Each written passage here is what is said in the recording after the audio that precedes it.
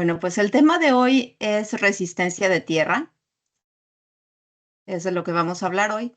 Antes, una breve presentación de qué es nuestra compañía. Yo trabajo para AMC. AMC se encuentra ubicada en Estados Unidos. La oficina corporativa está en Dover, New Hampshire. Aquí está. Ahí tenemos las oficinas de ventas, de mercadotecnia, de ingeniería y de manufactura. AMC fue fundada en 1976, pero somos una subsidiaria del grupo Chauvin Arnoux que está en Francia. Ese grupo, Chauvin Arnoux, lleva más de 130 años fabricando instrumentos de medición eléctrica y es una empresa líder en la industria de prueba y medición. Su primer medidor de resistencia de tierra fue hecho en 1930, entonces como compañía tenemos gran experiencia en el campo de resistencia de tierra. Aquí rápidamente muestro cuáles son nuestras familias de instrumentos. Hoy únicamente hablaremos principalmente de medidores de resistencias de tierra y ¿sí se ve la presentación? Perdón. Estoy recibiendo un mensaje que no se ve. ¿Sí se ve? Lucía, yo en estos momentos estoy viendo tu pantalla. Diego Fernando nos dice que no lo puede ver, pero le estoy preguntando si de pronto puede verificar su conexión. Ok, Bueno, perfecto. Juan Camilo Jiménez también nos dice que no se ve. No sé si de pronto podemos volver a iniciar el proceso de compartir pantalla. Sí, por supuesto.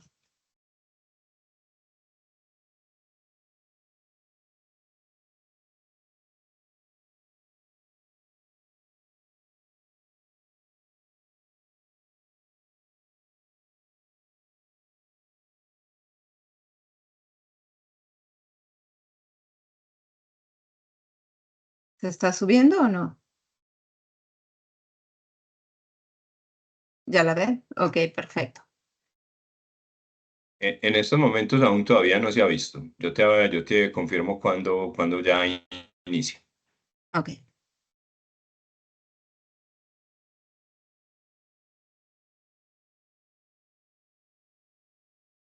Ahora sí se está proyectando. Dice resistencia de tierra. Ok, perfecto.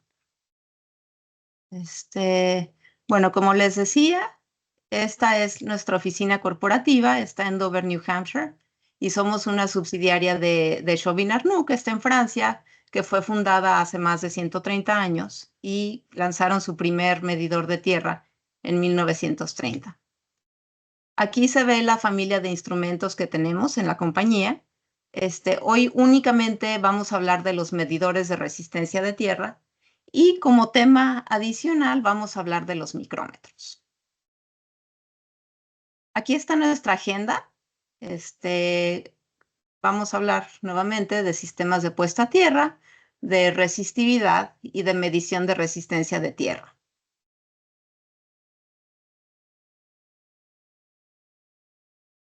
Bueno, pues empecemos. Sí se ve la presentación, ¿verdad? Me llega un mensaje que no se ve. En estos momentos yo la puedo ver Ok, perfectamente. perfecto. No sé si de pronto hayan algunos usuarios con un problema en la comunicación de Internet, pero aquí Ah, vamos a perfecto. estar presentes para que nos confirmen, por favor. Muy bien.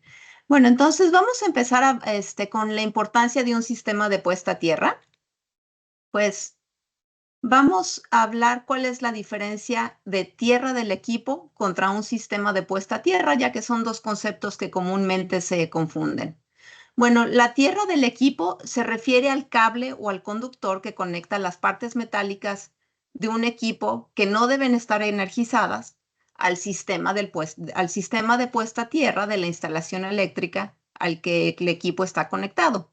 Por ejemplo, la tierra de un motor es el cable que conecta la armadura del motor al sistema del puesta a tierra, de puesta a tierra de la instalación.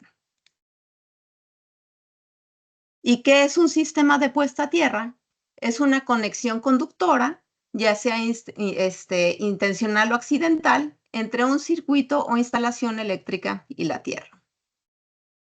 ¿Y qué es resistencia de tierra? La resistencia de tierra es una medida eléctrica que indica qué tan bien está una instalación eléctrica conectada a la tierra física, o sea, el suelo. Esta medida se expresa en ohmios. El propósito principal de las puestas a tierra es proteger a las personas y los equipos eléctricos ante fallas, permitiendo que las corrientes de falla se disipen de forma segura en la tierra. Entre más bajo es la resistencia de tierra de un sistema de puesto a tierra, más seguro es, porque la corriente de fallo va a poder disiparse o viajar más libremente hacia la tierra. Los valores típicos recomendados son 25 ohmios o menos, pero en instalaciones críticas como en centros de datos o de comunicación en hospitales, por lo generalmente se exige que sean menos de 5 ohmios. Esto varía según las reglas de cada país, pero por regla general son 25 ohmios o menos de 5 ohmios en instalaciones críticas.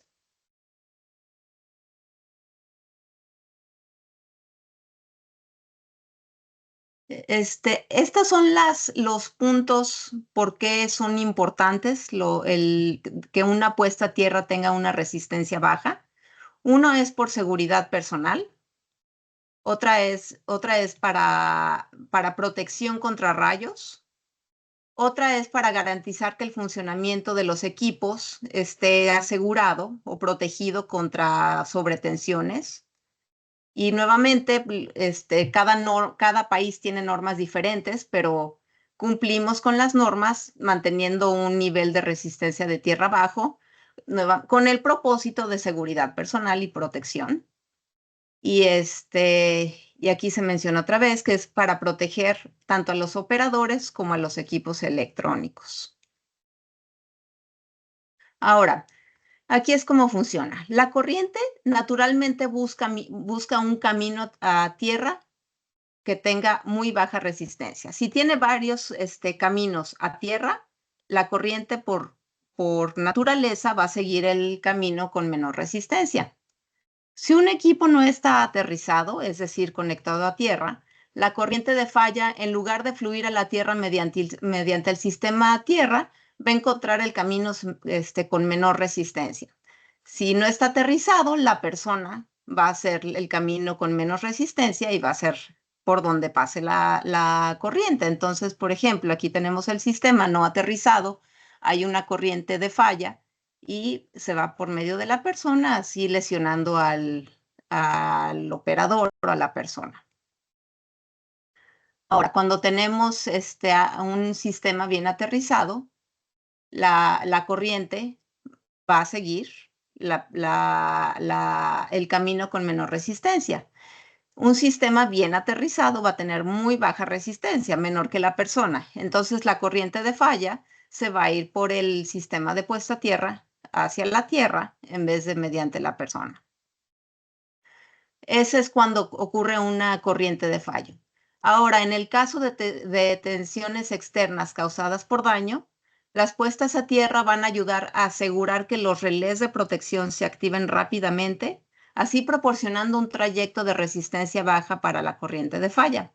De esta forma, la tensión externa se va a eliminar lo más rápido posible.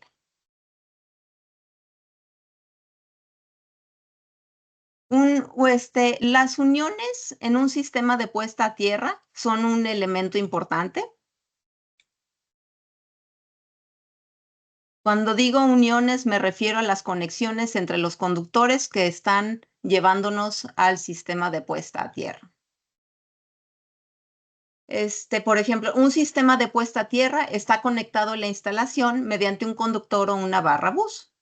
Estas conexiones o uniones son muy importantes y también hay que mantenerlas y verificarlas periódicamente para asegurarnos que la resistencia de la conexión sea baja. Esta resistencia debe ser muy baja.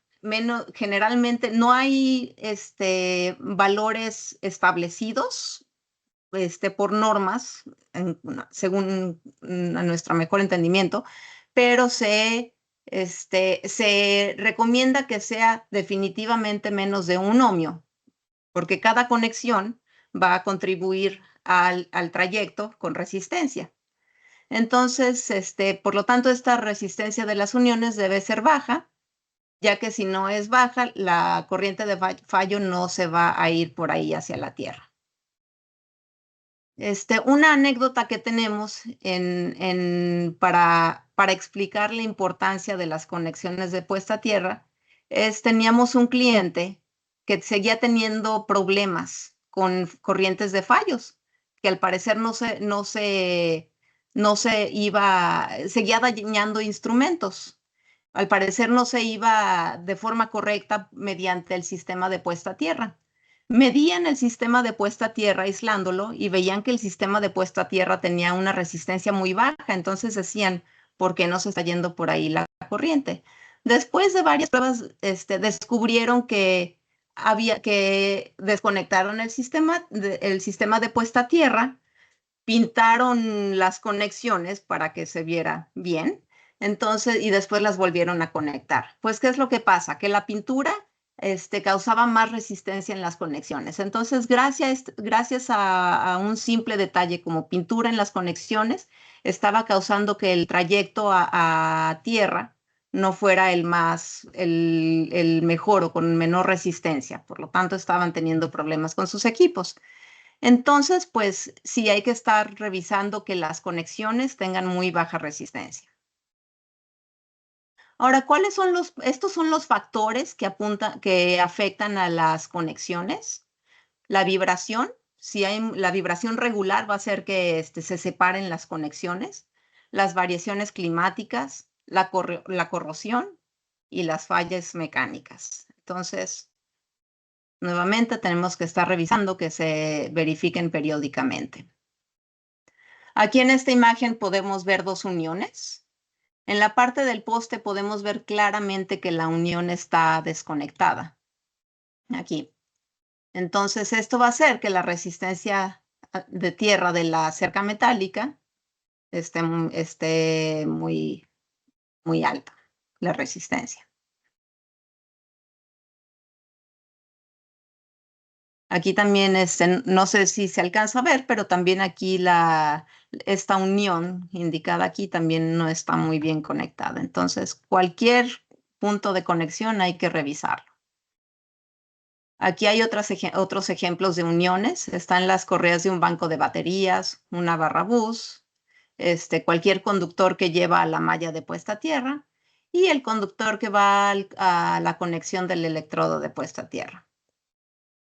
¿Y cómo verificamos las uniones? Necesitamos un medidor que sirva para medir resistencias muy bajas, en el orden de los microohmios. Para poder medir en el orden de los microohmios necesitamos una corriente alta, aproximadamente de 10 amperios o más, para medir, para obtener resultados precisos. Un multímetro no nos va a dar esta corriente, entonces aunque utilicemos la continuidad en un multímetro, no nos va a dar una medida en el orden de los microohmios. Para esto necesitamos un micrómetro. Un micrómetro utiliza además 4 cables de medición, como pueden ver aquí. Lo que nos brinda este método de 4 hilos es que la resistencia de los cables de medición no está incluida en el resultado. Y bueno, nuevamente un micrómetro nos va a dar resultados precisos y de muy alta precisión y de muy baja resistencia.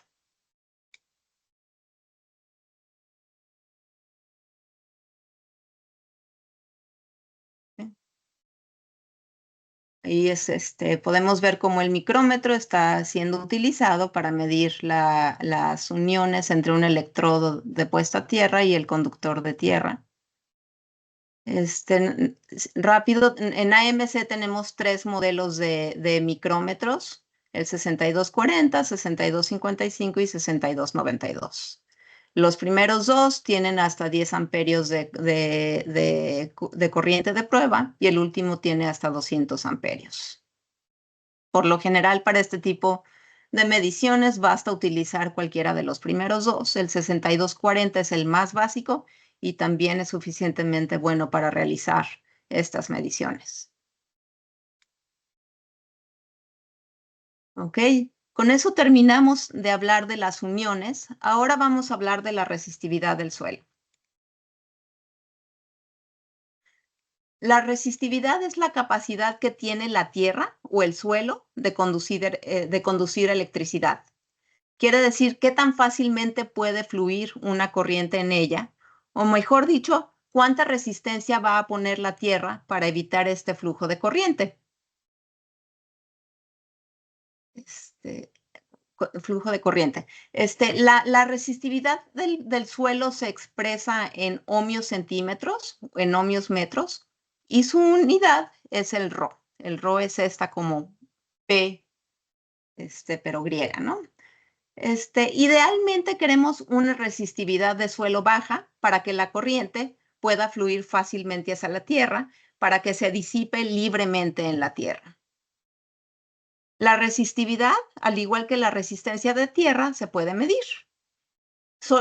Para medir la resistividad del suelo, simplemente se necesita un medidor de resistencia de 4 polos, importante porque los hay de 3, pero se necesita uno de 4 polos, se necesitan 4 picas y además se necesitan los cables para conectar las picas auxiliares de medición al instrumento.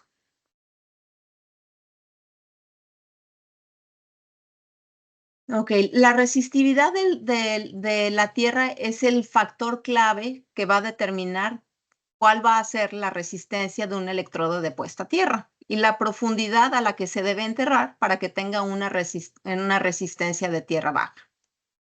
Hay varias razones por las cuales es importante conocer el valor de resistividad del suelo. Siempre que se va a diseñar un sistema de puesta a tierra, lo primero que hace una compañía o quien va a instalar el sistema de puesta a tierra es medir la resistividad del suelo. En base a este valor de la resistividad del suelo, va a diseñar su sistema de puesta a tierra. Entre más baja sea la resistividad del suelo, más sencillo puede ser el diseño del sistema de puesta a tierra. Por lo contrario, si la resistividad es muy alta, necesitan un sistema más complejo que haga más contacto con la tierra y que para hacer más puntos entre la corriente de fallo y la tierra y así se pueda disipar más libremente hacia la tierra.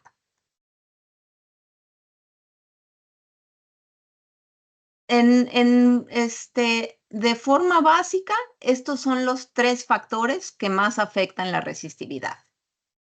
La humedad es uno de los factores que afectan mucho la resistividad, tanto que si tomamos una muestra de tierra completamente seca, esta puede hacer la función de aislador, ya que va a tener una resistividad de al menos 1 gigaohmio centímetro, lo cual es muy alto. Entonces, a mayor humedad, menor resistividad. Si tomamos una muestra de suelo en un lugar donde acaba de llover y comparamos su resistividad a una época donde la tierra está seca, la diferencia va a ser muy grande. Otra es la temperatura. Conforme el suelo se enfría, más resistivo va a ser el suelo. Perdón, aquí a mayor temperatura, menor resistividad. ¿Qué quiere decir esto? Que si estamos en un lugar donde el suelo se congela, por ejemplo, tomamos el valor de resistividad del suelo durante el invierno, que es cuando está frío, bueno, en estas zonas, en el invierno es cuando está muy frío el suelo, ahí la resistividad va a ser mucho más alta. Si volvemos a medir la resistividad en verano, cuando el suelo no está frío, vamos a notar también una gran diferencia. Entonces, la temperatura afecta también. Y el último punto que quiero mencionar es el contenido de sal. Entre más sea la concentración en un suelo, menor va a ser su resistividad. Ahora, suena ideal que si el contenido de sal es muy alto, eso es bueno, pero también hay que tomar en cuenta que si un electrodo de puesta a tierra está en un lugar con mucha concentración de sal, se corre el riesgo de que haya corrosión. Entonces, mientras que tenemos la beneficencia, el beneficio de estar en un lugar con mucha sal, tenemos la preocupación de que haya corrosión. Entonces, como sea, hay que estar verificando.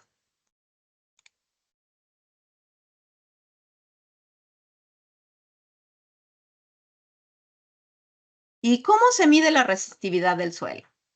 Bueno, pues como ya les mencioné, se necesita un medidor de 4 puntos. Ahora hay 2 métodos de medición de la resistividad del suelo. Existe el método Wenner y el método Schlumberger. El primero mencionado aquí, el método Wenner, es por mucho el método más común en este medio, en cuanto a resistencia de tierra. El método Wenner es el adecuado para el diseño de sistemas de puesta a tierra y este método mide únicamente a una profundidad del suelo, mientras que el método Schlumberger se utiliza principalmente para inspecciones geofísicas. El método Schlumberger puede probar a diferentes profundidades del suelo. Antes de continuar, quisiera hablarles de la ley de Ohm.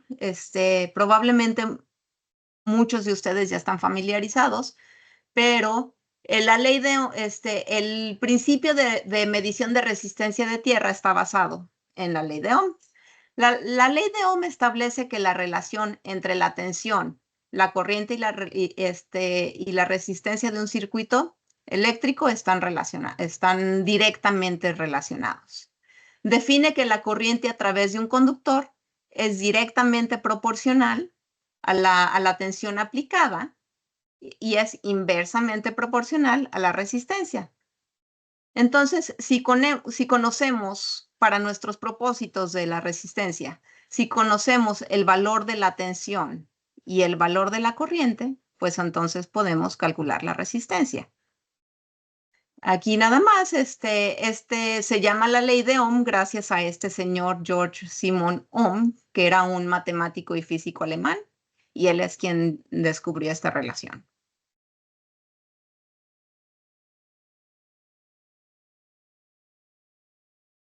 Ok, como mencionaba, para medir la resistividad con cualquiera de los dos métodos, ya sea el método Wenner y con el método Schlumberger, se necesitan 4 picas auxiliares.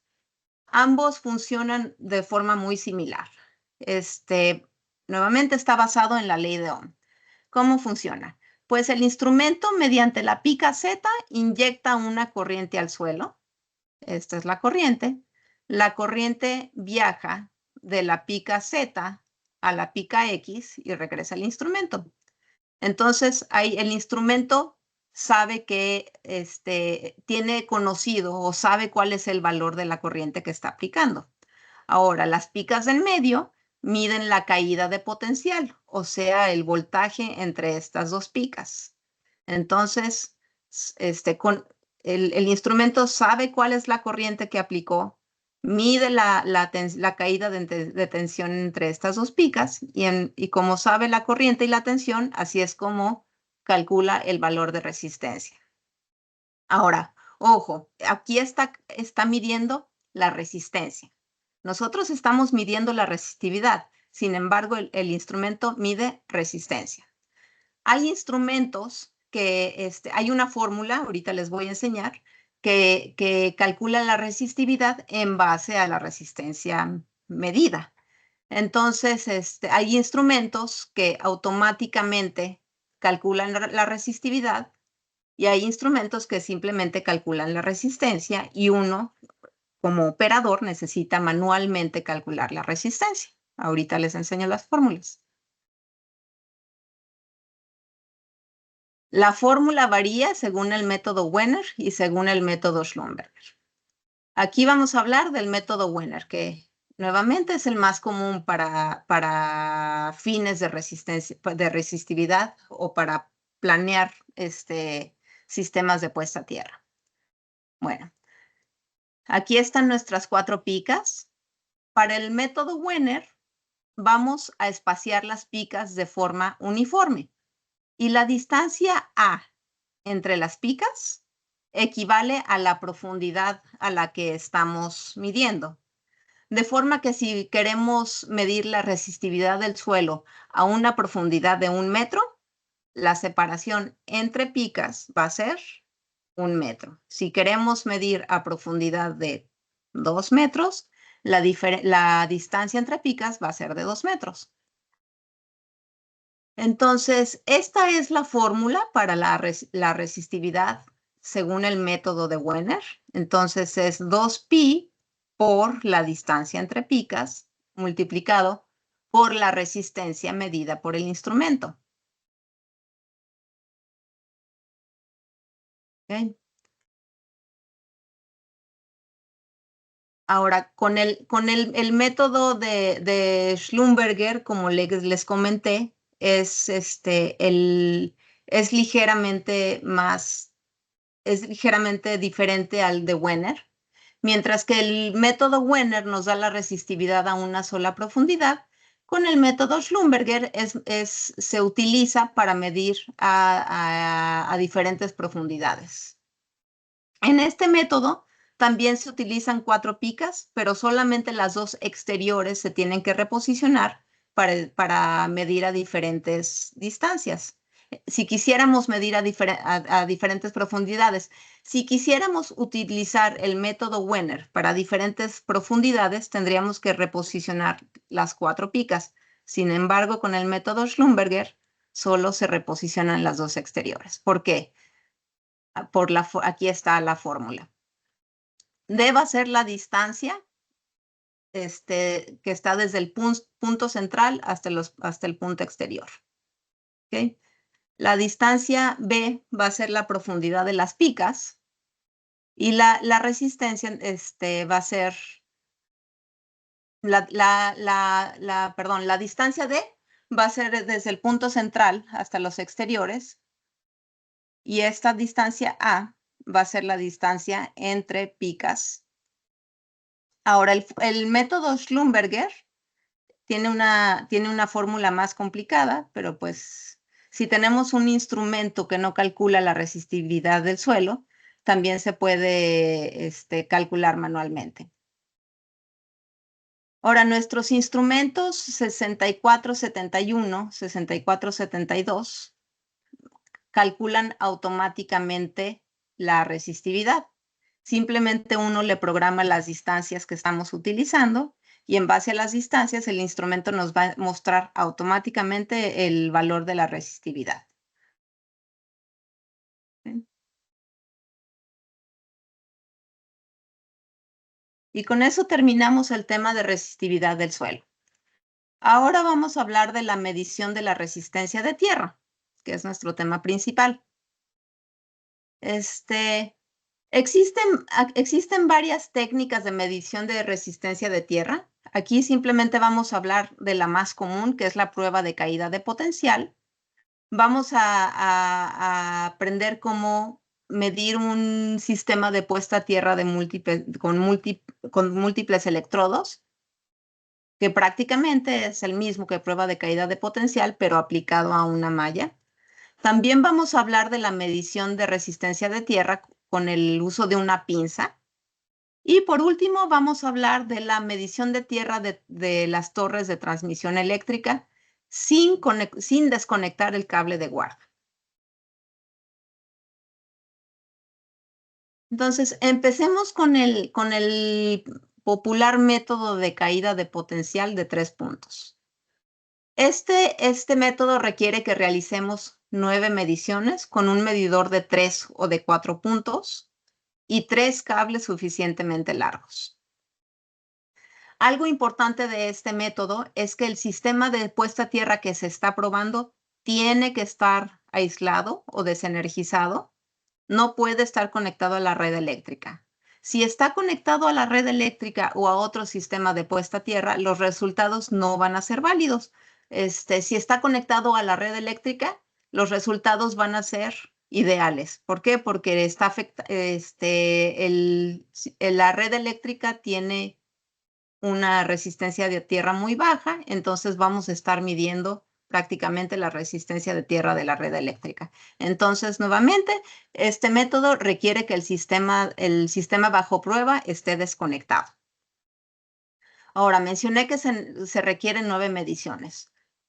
Nosotros recomendamos siempre hacer 9 mediciones porque hay un método que se llama el método del 62% que requiere solamente 3 mediciones. Ahorita voy a explicar por qué 9 mediciones.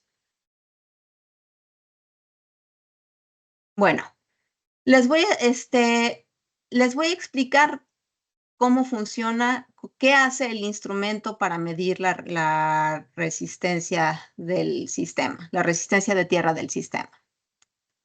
El terminal X del instrumento se conecta al electrodo que estamos probando y se ponen 2 picas auxiliares. La pica más lejana es la pica Z y la pica central es la pica Y. El instrumento aplica una corriente, es de forma muy similar a cómo funciona, a lo que hace el instrumento para la resistividad. El instrumento inyecta una corriente por la pica Z, la corriente viaja por el suelo y se regresa al instrumento mediante la pica que estamos probando. Ahora, la pica Y va a medir también la caída de potencial o la tensión entre el electrodo que estamos midiendo y la pica Y. Entonces, el instrumento conoce, aquí está, el instrumento conoce la corriente que está aplicando, el instrumento mide la tensión y en base a esto calcula la resistencia.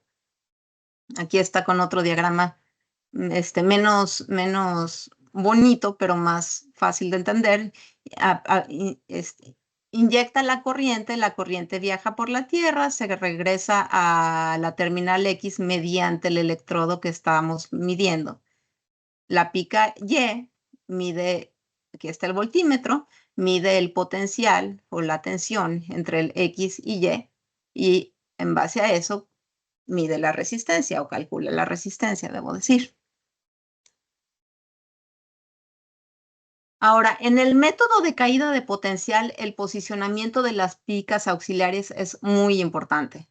Del posicionamiento de estas picas va a depender si el resultado de las pruebas es válido o inválida. Entonces, quiero explicar primero un concepto antes de seguir con esto. Una pica, cualquier pica, ya sea las picas auxiliares o el electrodo que estamos probando, tienen un área de resistencia efectiva. Esta área es lo que cubren la semiesfera. Imagínense que tenemos varias semiesferas concéntricas alrededor de la pica. Bueno, pues esta es la área de resistencia efectiva. Entre más profundo o más grande de diámetro sea un electrodo, mayor va a ser su área de resistencia efectiva.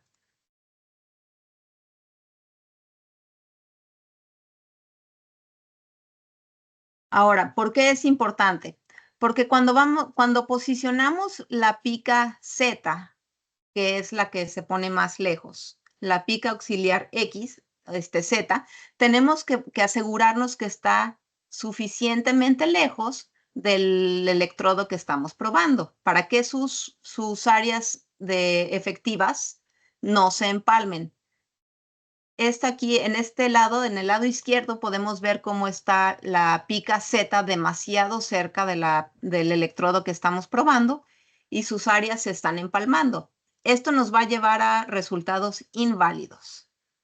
En cambio, si ponemos suficientemente lejos la pica Z, no se van a empalmar y entonces la medición de resistencia va a ser válida.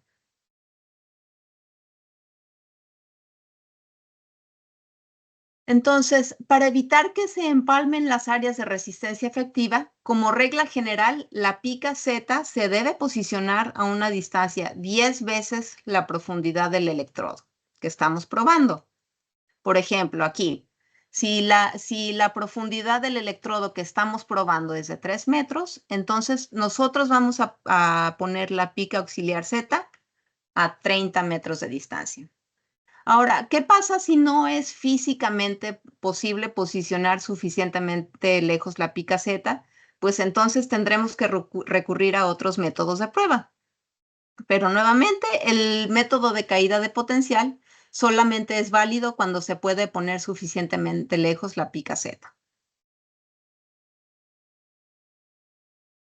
Ahora, esta es simplemente una regla general. Lo de ponerlo 10 veces la distancia de la profundidad de la pica del electrodo que estamos probando, esta es una regla general. ¿Y qué pasa cuando tenemos una regla general? Tenemos que verificar que la prueba sea válida aun cuando estamos poniéndolo lejos. ¿Pero cómo verificamos? Pues verificamos haciendo 9 pruebas. Es por eso que tenemos que hacer 9 pruebas. Entonces, ¿cómo se hacen las 9 pruebas? Pues vamos a poner, aquí está X, que es el electrodo que estamos probando, que está conectado al terminal X del instrumento, y ponemos nuestra pica Z lejos, a 10 veces la distancia, como he dicho, y vamos a hacer 9 pruebas. La primera prueba va a ser poniendo la pica Y a 10% de la distancia entre X y Z. Entonces, X y Z no se mueven, siempre están estables. Sin embargo, vamos a reposicionar la pica Y, la pica auxiliar Y, que está conectada al terminal Y del instrumento, y vamos a hacer 9 pruebas a 10%, 20%, 30%, y así cada 10% de la distancia entre X y Z. Una vez que tenemos nuestros 9 resultados, vamos a graficarlos. Entonces, este es un ejemplo de una gráfica con nuestros 9 resultados. Ahora, una vez que tenemos nuestra gráfica de los 9 resultados, vamos a observar la curva formada por estos 9 resultados. Si la curva formada tiene esta forma de aquí, como una S invertida con una meseta en el centro, quiere decir que los resultados son válidos. Si los resultados son válidos, quiere decir que X estaba suficientemente lejos de Z. Ahora, ¿qué pasa si nuestra gráfica nos muestra una pendiente positiva? Aquí, como en esta de aquí. Quiere decir que los resultados no son válidos. A pesar de que nos fuimos 10 veces la distancia con Z, es probable que no sea válido, que no haya sido suficientemente lejos la distancia a Z. Si tenemos esta gráfica parecida a esta, quiere decir que están empalmados las zonas efectivas del electrodo bajo prueba y la pica auxiliar Z, y nuestros resultados no son válidos.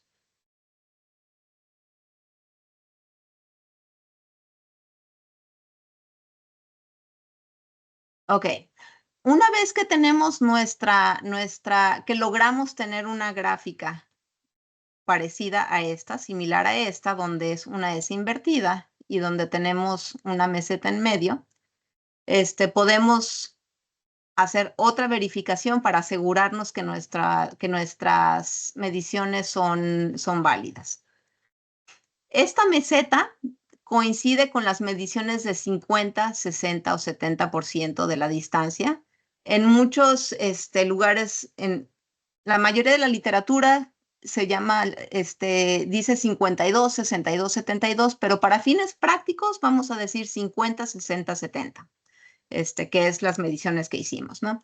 Entonces, una vez que tenemos la gráfica que queremos, ahora vamos a considerar estos 3 valores, los de 50, 60 y 70. Vamos a verificar que la diferencia porcentual entre estos 3 valores sea de un máximo de 5%. Si ese es el caso, entonces podemos decir que las mediciones son válidas y el resultado final de la resistencia de tierra del electrodo que estamos probando es el promedio de estas 3 mediciones. Entonces, esa es la prueba de caída de potencial. Nada más como resumen, ponemos Z a una distancia de 10 veces la profundidad del electrodo que estamos midiendo. Hacemos 10 pruebas cambiando Y cada 10% de la distancia. Hacemos una gráfica, revisamos que se parezca a una S acostada con una meseta en las mediciones de 50, 60, 70. Si estas tres mediciones tienen una diferencia porcentual máxima de 5%, entonces las mediciones son válidas, promediamos estas tres mediciones y ese es el valor final. Ahora, lo que acabo de describir es una prueba de caída de potencial para un solo electrodo. ¿Qué pasa cuando tenemos una malla? Una malla compuesta de varios electrodos de puesta a tierra. Bueno, pues es prácticamente lo mismo. Nada, simplemente para determinar la distancia Z, no vamos a considerar 10 veces la profundidad de los electrodos. La posición de Z la vamos a calcular tomando en cuenta cuál es la diagonal más larga dentro de la malla. Entonces, por ejemplo, en esta imagen tenemos una malla con una diagonal de 30 pies. Por lo tanto, vamos a multiplicar esta diagonal por 10, que serían 300 pies, y a esa distancia vamos a poner la pica auxiliar Z. Entonces, la regla con sistemas de múltiples electrodos es que la pica Z se debe posicionar a una distancia 10 veces la longitud de la diagonal más larga dentro del sistema de puesta a tierra, dentro de la malla. Entonces, si son 9 metros, ponemos a 90. Si son 60 metros y la diagonal es de 60 metros, pues ponemos la pica Z a 600 metros de distancia.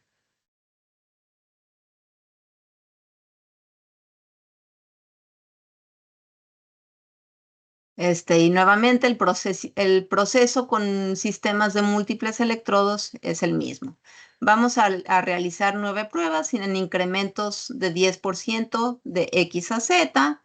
Vamos a graficar los resultados. Vamos a determinar si los resultados son válidos en base a la forma de la curva. Y si la curva no es la que queremos, la de la S invertida, tenemos que repetir las pruebas retirando Z más.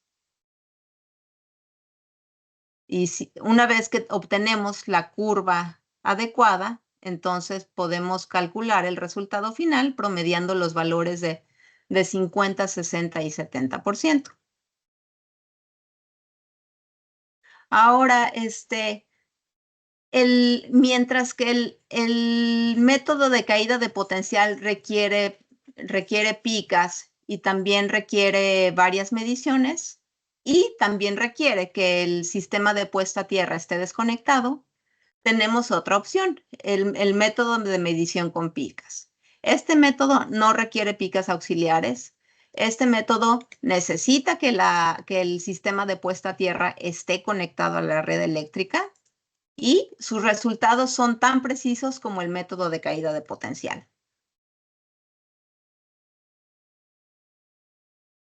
Ahora, para el método de medición con picas se utiliza una pinza de medición de tierra. Nosotros tenemos tres modelos, el modelo 6416, 6417 y 6418. Estas son nuestras tres pinzas que tenemos. A pesar de que existen pinzas para hacer esta medición, les cuento que nuestros medidores de resistencia de tierra modelos 6471 y 6472 tienen una función para simular esta pinza de medición de tierra. Simplemente se le conectan dos pinzas SR182, ¿sí? Se necesitan dos, y utilizamos esta función. Ahora, si nosotros abrimos una pinza de medición de tierra, vamos a notar que hay 8 terminales. Hay 4 de un lado, 4 de otro. La mitad de la pinza es la parte receptora de la señal de prueba y la otra mitad de la pinza es la sección transmisora de la corriente de prueba. Entonces, es como si tuviéramos dos pinzas pegadas. Una es la transmisora y la otra es la receptora. Por lo tanto, ¿cómo funciona con el 6471 o 6472? Bueno, pues una de las pinzas transmite la señal y la otra la recibe. Gracias a esto podemos simular una pinza con el 6471 o 72. En ocasiones los clientes nos preguntan si es preciso este método de medición de tierra. Sí, es muy preciso y de hecho la IEEE avala este método. El estándar 81-2012 de la IEEE en la sección 8.2.5 explica cómo funciona este método. Entonces, aquí les estoy mostrando un extracto del estándar traducido en donde se describe la forma de cómo mide la resistencia a esta pinza. Ahorita voy a explicar yo. Bueno, pues aquí está el principio de operación. En la imagen vemos las pinzas colocadas en un poste. Así es como funciona. La pinza induce una tensión que genera una corriente que sube y se reparte por todos los sistemas conectados a la red eléctrica. En esta imagen podemos ver que son simplemente postes, pero en la vida real es cualquier sistema o cualquier instalación que está conectado a la red eléctrica, ya sea una casa, un edificio, industria, en fin, para fines prácticos, digamos que son postes. Entonces, la corriente inducida sube, baja por todos los sistemas conectados a la red eléctrica, baja al suelo, viaja por el suelo y regresa a la pinza por el sistema de puesta a tierra que se está midiendo. Este es el circuito que completa. Entonces, bajo ustedes podrán preguntarse, pero bueno, hay más sistemas de puesta a tierra conectados. ¿Cómo es que nada más estamos midiendo este electrodo que me interesa? Bueno, pues aquí veamos este diagrama, que es el diagrama equivalente. Cada una de estas resistencias es una instalación o un poste. La teoría nos dice que si tenemos muchas resistencias en paralelo, su valor disminuye y disminuye y disminuye hasta que es equivalente a 0 ohms, o sea, no resistencia. Si tenemos varios postes en paralelo, este valor lo podemos ignorar. Entonces, de esa forma, la corriente lo que va a hacer es subir, viajar por donde el equivalente es 0 ohms. Entonces sigue, sube y la única resistencia que estamos midiendo es esta resistencia de aquí. Ahora, el instrumento nuevamente aplica la ley de Ohm. La pinza sabe el valor de la resistencia, de la tensión que está aplicando, que es el valor E. La segunda pinza mide la corriente que está regresando. Entonces, por la ley de Ohm, calcula la resistencia medida. En fin, ese es cómo funciona la pinza y es el método de pinzas.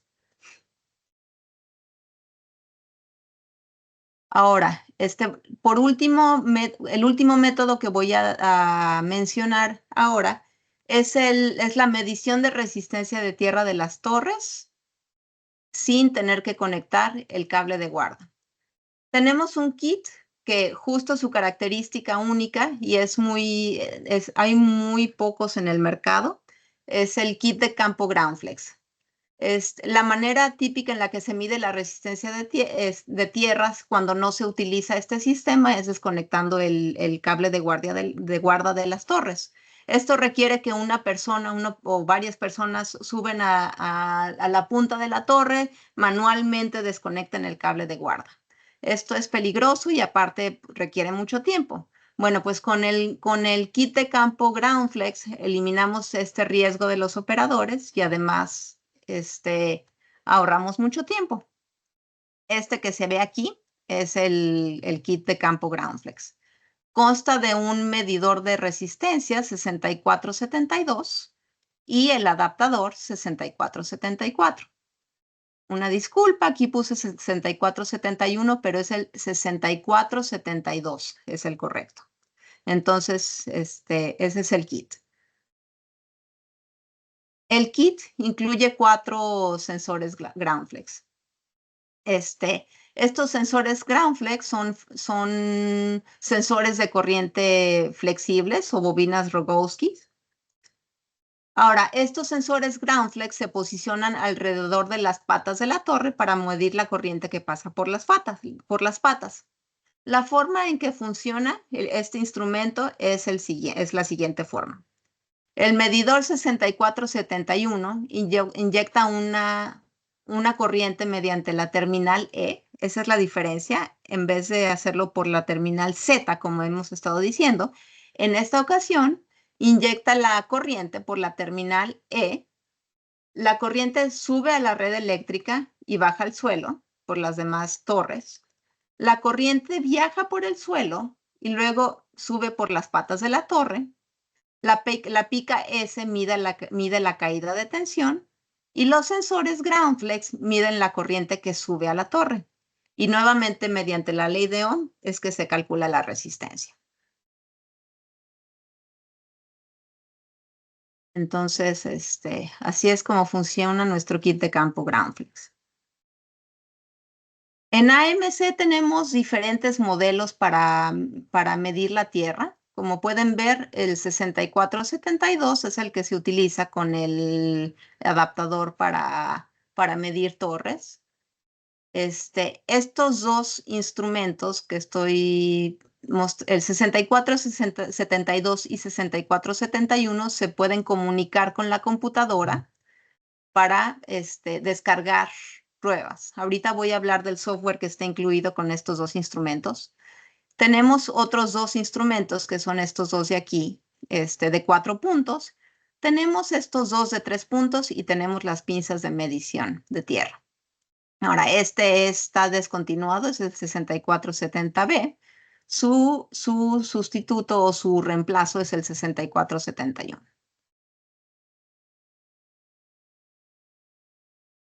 DataView es el software que utilizan estos dos modelos de aquí para comunicarse con la computadora.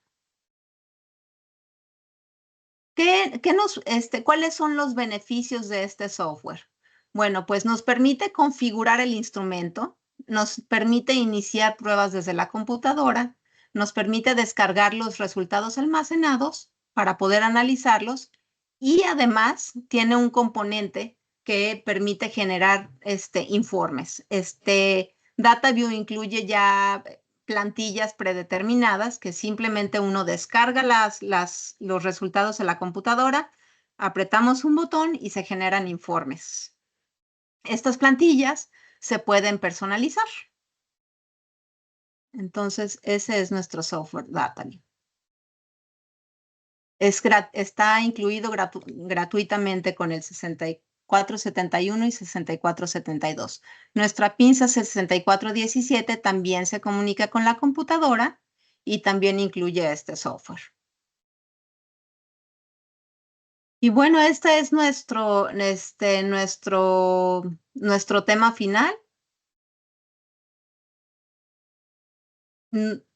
No sé si tenemos tiempo de preguntas o respuestas o si está programado. Es correcto, Lucía. De antemano te agradezco mucho por tu participación, por tu espacio y por explicarnos todos los conceptos acerca de la conexión y el análisis de los métodos de medición. Por aquí tenemos algunas preguntas, son cortas, yo creo que podemos brindar unos minuticos para responderlas y ya terminaríamos con la sección.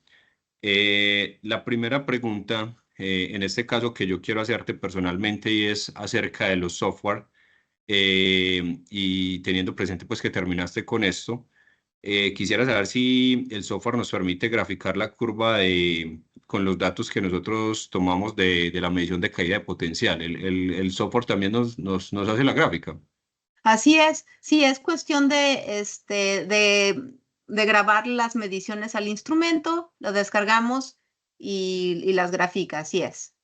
Ok, perfecto. Bueno, el señor Hasbal nos pregunta si en el portafolio de AMC tenemos algún equipo. Esta pregunta la hizo cuando estábamos hablando de las conexiones con la verificación de los microómetros. Él Así. pregunta si de pronto tenemos equipos intrínsecamente seguros. No, no contamos con instrumentos, con micrómetros intrínsecamente seguros, no. Ok, perfecto. Bueno, no, es también interesante mencionar que dentro del portafolio de AMC sí tenemos algunos equipos con esta seguridad, básicamente el multímetros, pero como nos lo está mencionando la ingeniera, en el caso de los micrómetros y en los telurómetros no tenemos equipos con esta seguridad. Así es. Bueno, el señor Diego Álvarez nos pregunta cuando en el tema de la resistividad del terreno, que nosotros cómo podemos preparar el terreno para bajar la resistividad cuando de pronto estos valores son muy altos. Am, si está, hay métodos para cuando se está diseñando un sistema de puesta a tierra, pues hay diferentes tipos de electrodos que se utilizan para cuando el suelo es muy resistivo. Hay electrodos que tienen químicos para realizar un mejor contacto con el suelo, pero esos son los electrodos. Ahora, si hay que tratar el suelo, pues generalmente también se le ponen químicos, pero como les mencioné, si se le echa químicos salinos con sal, hay que tener cuidado con los electrodos. Sinceramente, nosotros no estamos en el área de diseño de sistemas de puesta a tierra, así que no tengo demasiado conocimiento de cómo disminuir la resistividad del suelo. Sin embargo, sé que hay electrodos especiales cuando se diseñan sistemas de puesta a tierra en este tipo de terrenos. Sí, es correcto. El señor Oswald nos habla de los hidrogeles. Se utilizan algunos compuestos para hacer digámoslo, este tratamiento como tal. Ok. Eh, bueno, no, yo creo que básicamente es esto y también algunos asistentes nos están preguntando, ingeniera Lucía, si de pronto nosotros podemos compartirles alguna de la información que estuvimos presentando en este webinar. Pues a todos los participantes les mencionamos que nosotros cada que terminamos el evento les compartimos tanto la grabación, pero vamos a verificar si de pronto les podemos compartir quizás algunas información específica o no sé si podamos compartir la presentación completa. Me pongo en contacto con usted, claro que sí. Yo verifico con nuestro departamento de marketing y en cuanto si me dan el SIGA, por supuesto que lo compartimos. Uriel nos hace una última pregunta y es la siguiente. Dice, actualmente utilizamos un equipo llamado telurómetro para la medición de puesta a tierra. Este es equivalente.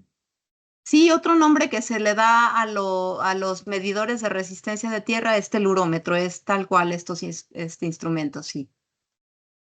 Ok, perfecto. Bueno, no, yo creo que esas son las preguntas que teníamos, Lucía. Nuevamente, pues unos agradecimientos muy especiales por compartir tu conocimiento. A Gracias. las personas que estuvieron también en este evento, agradecerles este y bueno, esperamos vernos en una próxima oportunidad Bueno, pues adicional de la marca muchísimas MC. gracias a ustedes por la invitación y cualquier duda, estamos a sus órdenes. Aquí está mi correo electrónico, de ventas de Laura Cursac, que es nuestra gerente de importaciones y exportaciones. Aquí está. Y pues muchas gracias a todos los asistentes. Espero que hayan encontrado este tema interesante.